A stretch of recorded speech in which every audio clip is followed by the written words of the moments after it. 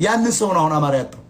መንግስትም አጥቶታል። ባይዘው የሸቀጥ ነጋዴ አይደለም ባይዘው እሱ አብይ አህመድ እኮ መስክሮለታል። ወርቁ የሸቀጥ ነጋዴ አይደለም እንደናንተ ነው ያለው። ዝነኛው ባለሀብት ወርቁ አይተነው ወደ ኢትዮጵያ ሊመጣ ነው የሚሉ መረጃዎች በርክተዋል። አንዳንድ የወርቁ አይተነው የቅርብ ሰዎች ይህን ጉዳይ በትልቅ ደረጃ እየተነጋገሩበት ነው። ጠቅላይ ሚኒስትር አብይ አህመድ ምን ያህል በፍቅር ይቀበሉታል የሚለው ግን ትልቅ ጥያቄ ነው። የዛሬ 5 ዓመት ደብረ ማርቆስ ላይ ከጠቅላይ ሚኒስትሩ ከፍተኛ ሞገሳ የተሰጠው የዘይት ፋብሪካው እስካሁን ድረስ እንደተዘጋ ነው የሚለው ሀቅ የዚህን ታሪክ ውስብስብነት ይበልጥ ያጎለዋል። ላለፉት 3 እና ከዚያ በላይ ዓመታት የፋኖን እንቅስቃሴ ተስፋ አድርጎ ከኢትዮጵያ ወጥቶ ከመንግስት ጋር እየተፋለመ የነበረው ይህ ታዋቂ ባለሀብት አሁን ላይ መንገዶች ሁሉ እየጠበቡበት እንደመጡ ይነገራል። የፋኖን እንቅስቃሴ አሁን እሱ በሚፈልገው ፍጥነትና ደረጃ ሊሄድለት ስላልቻለ እንዲሁም በአገር ውስጥም ሆነ በውጭ ሀገር ያለው ግዙፍ የንግድ ግዛቱ በከፍተኛ ሁኔታ ስለተበላሸበትና ስለተጎዳበት ይህንን ውድመት ለመታደግ ወደ ኢትዮጵያ ቢመጣ የሚሉ የተለያዩ የወርቁ አይተነው ደጋፊና የቅርብ አክቲቪስቶች የሰላም ድልድይ ለመፍጠር ሐሳባቸውን በስፋት እየሰጡ ይገኛሉ። የባለ ሀብቱ የፖለቲካና የኢኮኖሚ ውሳኔ ሽግግር በአገሪቱ ከፍተኛ የውይይት አጀንዳ የፈጠረ ሲሆን ጉዳዩ ተራ መመለስ ሳይሆን የጥቅምና የህልውና ትግል መሆኑን ያሳያል። ልባሙ እና ባለጸጋው አቶ ወርቁ ይቅርታ እንደሚያደርግልኝ እየተማመንኩ አቶ ብናልፍ አንዱዓለም ወርቁን እንዲቀበለኝ። ወርቁ አይተነው ማለት በጎጃም ውስጥ በጣም የሚደነቅ ባለሀብት ነው። ህዝቡ በጣም የሚወደው ባለሀብት ነው። እስካሁን ድረስ በነጻነት ኢትዮጵያ ውስጥ ቢኖር ኖሮ ምናልባትም የኢትዮጵያ ቁጥር 1 ባለሀብት ይሆን ነበር የሚሉ አንዳንድ ሰዎች አሉ። ምክንያቱም በጣም ፈጣንና ስልታዊ አእምሮ ነው ያለው። እንደ ባለፉት 5 ዓመታት አይነት የኢትዮጵያ የተለዋዋጭ ፖለቲካና ኢኮኖሚ ሁኔታዎች ደግሞ በተለይ ለሰውየው በጣም ይመቹትና የሚፈልገውን የሀብት ማማ ላይ ለመውጣት ይረዱት ነበር። የፋኖን እንቅስቃሴ ተስፋ አድርጎና ሙሉ በሙሉ በኃይል አማራጩ ላይ ተመስርቶ ከኢትዮጵያ ውጭ መቆየቱ በብዙ መልኩ እንደጎዳ የሚከራከሩ በርካታ ኃይሎች አሉ። ያም ሆኖ ግን ጠቅላይ ሚኒስትር አብይ አህመድ አሁን እሱን በፍቅር ይቀበሉታል ተብሎ ፈጽሞ አይታሰብም። በፖለቲካዊ ስምምነት እንኳን ቢቀበሉት እንደ ከዚህ በፊቱ በነጻነትና በምቾት ስራ ላይ ሰራ ይችላል። በዚህም ምክንያት ወደ ኢትዮጵያ መምጣቱ ከጥቅሙ ይልቅ ጉዳቱ ያመዝናል የሚሉ መከራከሪያዎች በስፋት እየቀረቡ ነው።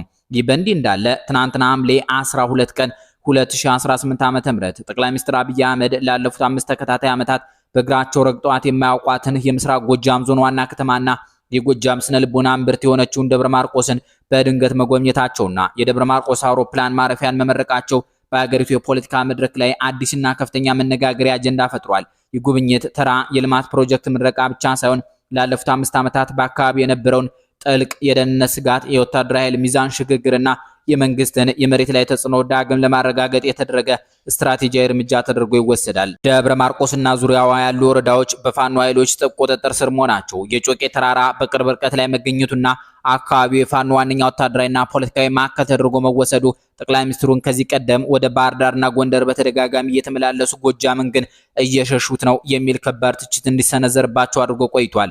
ትናንት የተከናወነው ድንገተኛ ጉብኝት ግን ያንን ትችት በአንድ ጀንበር ለመስበርና በህዝቡ ዘንድ የነበረውን የረጅም ዘመናት የአውሮፕላን ናፍቆት ወደ ተግባር ለመቀየር ያለመ ክስተት ነበር።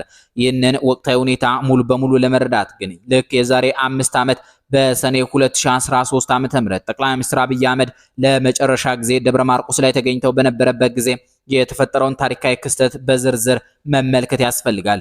በወቅቱ በጠቅላይ ሚኒስትሩና በታዋቂው ባለሀብት ወርቁ አይተነው መካከል የነበረው የጥቅም፣ የፍቅር፣ የሽኩቻና የፖለቲካ ትረካ ዝግመተ ለውጥ ዛሬ አገሪቱ ለደረሰችበት ውስብስብ ወቅታዊ ሁኔታ መነሻ የሆኑ በርካታ ምስጢሮችን አምቆ የያዘ ነው። ጠቅላይ ሚኒስትሩ በጊዜው ለወርቁ አይተነው የሜዳሊያ ሽልማት ሳይቀር ሰጥተው ነበር። ጠቅላይ ሚኒስትሩ የወርቅ ሜዳሊያ ለወርቁ አይተነው እናት ለወይዘሮ አለማየ ማማ ጥልቀውላቸዋል። ወርቁ አይተነው ለጠቅላይ ሚኒስትር አብይ አህመድ ያበረከቱት ታላቅ ስጦታ የጀግናው አርበኛ የበላይ ዘለቀ ላቀው ምስል ነበር።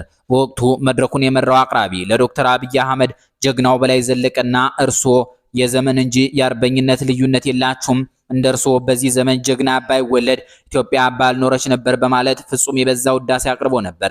ምንም እንኳን መድረኩ በፍቅር መሞጋገስና መሸላለም የተሞላ ቢመስልም ጠቅላይ ሚኒስትር አብይ አህመድ በዕለቱ ያደረጉት ንግግር በባለ ሀብቱ ማንነትና በትምህርት ደረጃቸው ላይ ያነጣጠሩ ስውርና ሰቅጣጭ ፖለቲካ መልእክቶችን ያካተተ ነበር። ነገር ግን የስድስተኛውን ክፍል ተማሪ እረኛ መሆን ሲገባው፣ የቆሎ ተማሪ መሆን ሲገባው አክብሮ አስጀምሮ ያስጨረሰው ደግሞ ፈጣሪ ምስጋና ይገባዋል። ጠቅላይ ሚኒስትሩ በጊዜው አቶ ወርቁን ለማሞገስ ባስመሰሉበት ንግግራቸው ውስጥ ይህንን ታላቅ ሕልም እንዲያልም እንዲፍጨረጨር እንዳይቆም በስርዓት በጨዋነት ያሳደጉ ቅድም ያመሰገንኳቸው እናትየው ናቸው። ነገር ግን የስድስተኛው ክፍል ተማሪ እረኛ መሆን ሲገባው የቆሎ ተማሪ መሆን ሲገባው አክብሮ አስጀምሮ ያስጨረሰው ደግሞ ፈጣሪ ምስጋና ይገባዋል በማለት የባለሀብቱ ማብራሪያ አመጣጥ ዝቅ አድርገው የሚያሳዩ ነጥቦችን ደጋግመው አንስተዋል። ይህ አገላለጽ በአንድ በኩል የእግዚአብሔርን ታምራት ለማሳየት የቀረበ ቢመስልም በሌላ በኩል ግን ወርቁ አይተነው ምንም ያህል የቢሊዮን ሀብት ቢያፈሩም የስድስተኛ ክፍል ተማሪ ብቻ መሆናቸውና ማብራሪያ ደረጃቸው ከመንግስት ልሂቃን በታች መሆኑን ለታዳሚው ህዝብ ለማሳሰብ ሆን ተብሎ የተወረወረ ስንኝ ነበር። ጠቅላይ ሚኒስትሩ ወርቁን ልባሙና ባለጸጋው እያሉ ቢጠሩም የትምህርት ማነስ ጉዳያቸውን በይፋ መድረክ ላይ ማውጣታቸው በሁለቱ ግለሰቦች መካከል የነበረውን ስውር የስነ ልቡናና የኃይል ሚዛን ፉክክር ፍንጭ የሚሰጥ ነበር። በተጨማሪም ጠቅላይ ሚኒስትሩ በንግግራቸው መግቢያ ላይ በዕለቱ በዋናነት መመስገንና መሸለም የነበረበትን ግለሰብ ወርቁ አይተነው እንደረሱት በመጠቆም ደብረ ማርቆስ ላይ፣ ጎጃም ላይ፣ አማራ ክልል ላይ ኢትዮጵያ ውስጥ ለምንሰራቸው ስራዎች ሐሳብ የሚያፈልቀውን ተቋም የሚመራው ብናልፍ አንዱዓለም ስለተረሳ የኔን ሽልማት እሱን እንድንሸልመው ልባሙና ባለጸጋው ወርቁ አይተነው ይቅርታ እንዲያደርግልኝ እየተማመንኩ እሱ እንዲቀበልልኝ በማለት ሌላ ስውር ወቀሳ ሰንዝረዋል። ይህ እርምጃ ወርቁ የፋብሪካውን ስኬት ሙሉ በሙሉ ለራሳቸው ብቻ ሊወስዱት እንደማይገባቸው ከመንግስት በኩል የተደረገላቸውን የጀርባ ድጋፍ ማሰብ እንደነበረባቸው በተዘዋዋሪ መንገድ መድረክ ላይ የማስተማር ስልት ነበር። በሰኔ 2013 ዓ.ም በመድረክ ላይ ከጠቅላይ ሚኒስትሩ ጋር በፍቅር ሲሞጋገሱ የነበሩት ታዋቂው ቢሊዮነር ወርቁ አይተነው ከዚያ በኋላ የነበራቸው ህይወትና የሀብት ጉዞ እጅግ አወዛጋቢ በሆኑ የምርመራ መረጃዎች የተሞላ ነው። አቶ ወርቁ አይተነው በአሁኑ ጊዜ በኢትዮጵያ በቢሊዮን የሚቆጠር ሀብት ካላቸው ቀዳሚ ባለሀብቶች አንዱ ቢሆንም የሀብታቸው አመጣጥ በብዙ ምስጢሮችና እንቆቅልሾች የተሞላ መሆኑ ይነገራል። ገና በወጣትነታቸው በነበረው የህወሓት አገዛዝ ጊዜ በተደጋጋሚ ታሰሩ የነበሩ ሲሆን በአንዲት ጠባብ ክፍል ውስጥ ሆኖ ስለ ወደፊቱ ብሩህ ተስፋ ያስቡ እንደነበር ይገልጻሉ። ይሁን እንጂ በእስር ቤት በነበሩበት ጊዜ በጀመሩት የድለላና የጉዳይ ፈጻሚነት ስራ አማካኝነት ከከፍተኛ ባለስልጣናትና ባለሀብቶች ጋር ጠንካራ ግንኙነት መፍጠር ችለዋል። ከእስር ከተፈቱ በኋላም ከባንኮች በሚያገኙት ከፍተኛ ብድር ሀብታቸውን በፍጥነት እያሳደጉ መጥተዋል። በአንጻሩ ሌላ የመረጃ ፍንጭ ይፋ እንዳደረገው ከ22 ዓመታት በፊት በ1996 ዓ.ም ወርቁ አይተነው ገና ወደ ቢሊዮነርነት ጉዟቸው ባልገቡበት ጊዜ ከሽፋ አወል ጋር የቅርብ የንግድና የብድር ግንኙነት ነበራቸው። በወቅቱ ሽፋ አወል የተሻለ አቅም የነበራቸው ባለሀብት ሲሆኑ ወርቁ አይተነው ለስራ ማስኬጃ የሚሆን 27500 ብር ከሽፋ አወል ተበድረው ነበር።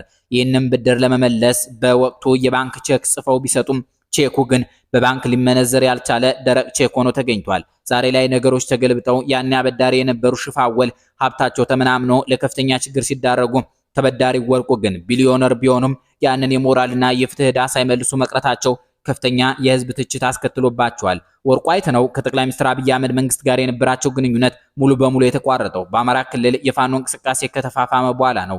እሳቸው አቋማቸውን በመቀየር የፋኖ ኃይሎችን በገንዘብና በቁሳቁስ መደገፍ መጀመራቸው የመንግስትን ቁጣ ቀስቅሷል። በዚህ ምክንያት በደብረ ማርቆስ ከተማ ያስገነቡትና በ2013 ዓ.ም በታላቅ ክብር የተመረቀው ግዙፉ የዘይት ፋብሪካ በመንግስት ባለስልጣናት የፋኖ መሳሪያ ማከማቻ ሆኗል በሚል በግልጽ መታማት ጀመረ። በአካባቢው የነበረው ጫና የበረታባቸው ወርቁ አይተነው ፋብሪካውን ለአንድ ኤርትራዊ ባለሀብት በ35 ሚሊዮን ዩሮ መሸጣቸው ጉዳዩን ይበልጥ አነጋጋሪ አድርጎት ነበር። ከዚህ በተጨማሪ በሰሚት ሳፋሪ አካባቢ ኪራይ የሚያስከፍሉባቸው ህንፃዎች ቢኖሯቸውም በባንኮች ያለባቸውን በቢሊዮን የሚቆጠር ዕዳ ባለመክፈላቸው ንብረቶቻቸውን በጨረታ ለመሸጥ መንግስት ከፍተኛ እንቅስቃሴ እያደረገ ይገኛል። በእሳቸው ላይ የግድያ ሙከራ ተደርጎብኛል በማለት አገር ጥለው ከወጡ በኋላ በአሁኑ ጊዜ በአውሮፓና በዱባይ በስደት እንደሚኖሩ ይታመናል። ነገር ግን በስደት ላይ ሆነውም ቢሆን የንግድና የፖለቲካ ተጽዕኖአቸውን ማሳለጥ አልተውም። በዱባይ ውስጥ የከፈቱት እጅግ ዘመናዊና ቅንጡ መዝናኛ ክለብ ለታዋቂ አርቲስቶችና ለኢትዮጵያ ከፍተኛ ባለስልጣናት ዋና የመዝናኛ ስፍራ ለመሆን በቅቷል። እንዲሁም ባለሀብቱ ፊታቸውን ወደ አርቲፊሻል ኢንተለጀንስ ቴክኖሎጂ እያዞሩ እንደሆነና በዚህም ዘርፍ መጠናከራቸው ለወደፊቱ የመንግስትን እጅ ለመጠምዘዝ የሚያስችል ስልታዊ አቅም ሊፈጥርላቸው እንደሚችል የፖለቲካ ተንታኞች ገምታሉ። የወርቁ አይተነው ስም ከከባድ የወንጀልና የሽብር ድርጊቶች ጋር በስፋት ይነሳል።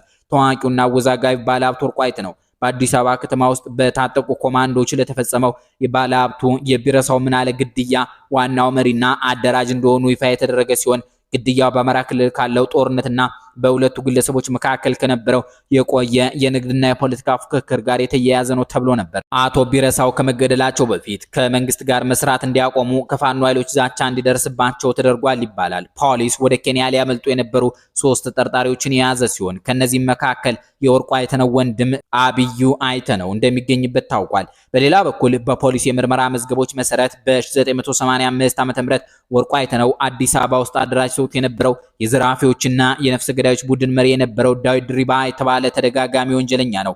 ዳዊት ድሪባ በበርካታ የሰው ግድያና የባንክ ዘረፋ ወንጀሎች ተከሶ 3 ጊዜ የሞት ፍርድ ተፈርዶበት የነበረ ቢሆንም በይቅርታ ተፈቶ ወጥቶ ነበር። በቅርቡ ደግሞ ስሙን በመቀየር በሽብርና በሲቪል አቪዬሽን ሕግ ጥሰት ወንጀል ተጠርጥሮ ዳግም በአዲስ አበባ በቁጥጥር ስር የዋለ ሲሆን ከወራት በፊት ከቲክቶከሩ ጆን ዳንኤል ጋር ተፈቷል።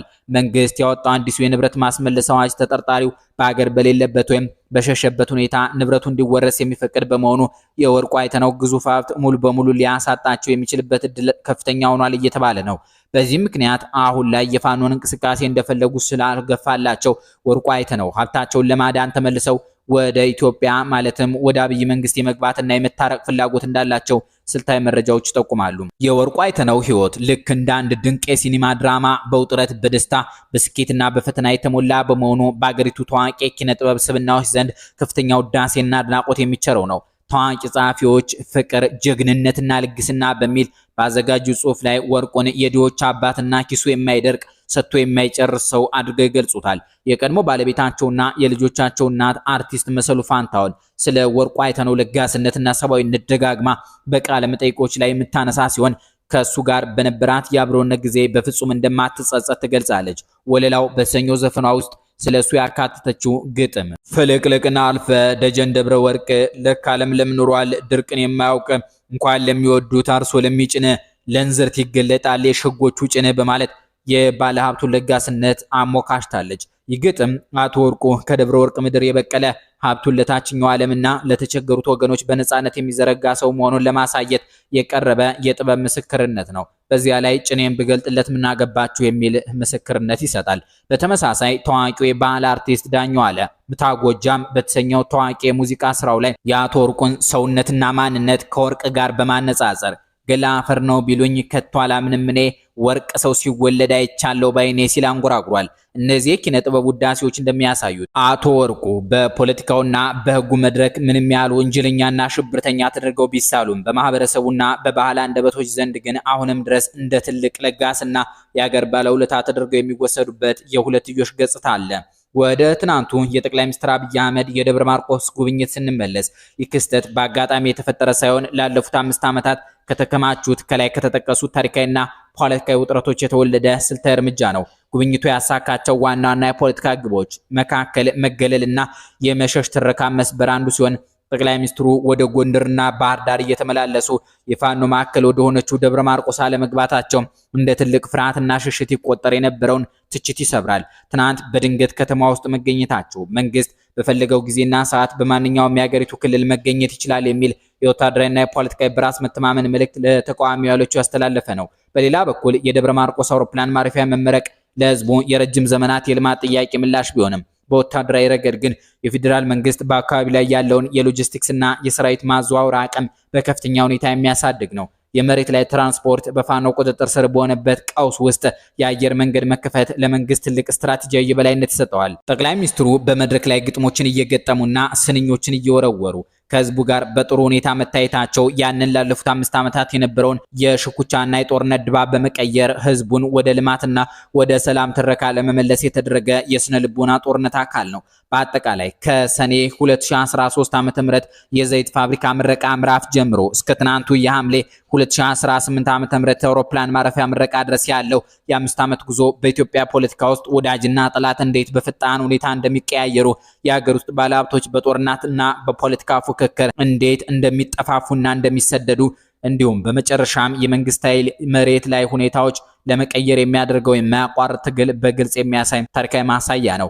በስተመጨረሻም የወርቁ አይተነው ወደ ኢትዮጵያ የመመለስ ቅድና በደጋፊዎቹ ዘንድ የሚነሳው ትረካ የሀገሪቱን የፖለቲካ ኢኮኖሚ ሽግግር ቁልጭ አድርጎ የሚያሳይ አጋጣሚ ነው። በአንድ በኩል ግዙፍ ንብረቶችን ከመንግስት የወረራና የጭረት አዋጅ ለመታደግ የሚያደርገው የህልውና ፍልሚያ ሲሆን፣ በሌላ በኩል ደግሞ በትጥቅ ትግሉ በኩል የጠበቀው ለውጥ አለመምጣቱ የፈጠረው ተስፋ መቁረጥ ውጤት ነው። ይሁን እንጂ ወደ አገር ቤት መመለስ ብቻውን የድሮ ምቾትና ክብር እንደማይመልስለት የብዙዎች ስጋት ነው። ለነበራችሁ ጥሞና እናመሰግናለን። ሰናይ ጊዜ